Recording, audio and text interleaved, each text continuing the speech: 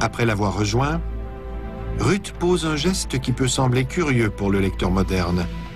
Elle découvre ses pieds. Dans l'Ancien Testament, le terme « pied » est un euphémisme pour désigner les parties génitales masculines.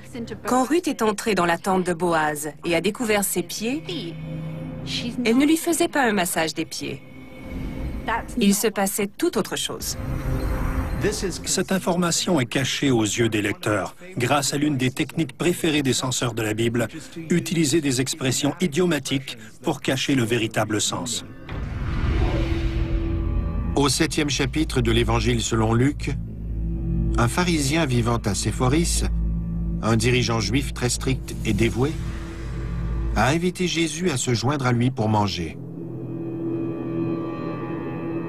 Pendant le repas, une femme est entrée en trombe dans la pièce, s'est approchée de Jésus et s'est effondrée au sol en larmes.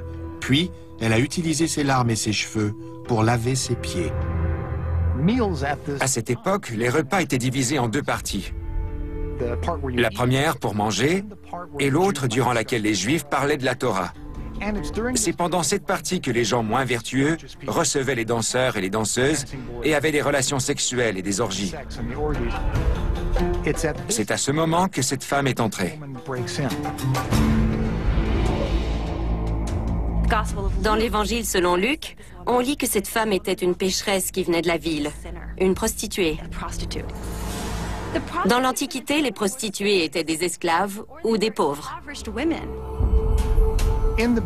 Dans cette histoire, la Bible raconte que les hommes qui se trouvaient avec Jésus ont été horrifiés par les actes de cette femme.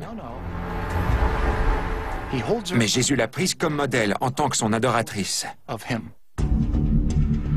Mais pourquoi Jésus a-t-il fait preuve d'autant de considération envers une prostituée? Et qu'est-ce que ça révèle sur l'attitude du Nouveau Testament envers les relations sexuelles, même en dehors du mariage et de la procréation? La manière la plus populaire d'interpréter l'histoire de Jésus et des prostituées est que Jésus était tolérant envers toutes les femmes. Et c'est bien, quand on considère la manière dont les prostituées étaient vraiment traitées dans le monde gréco-romain.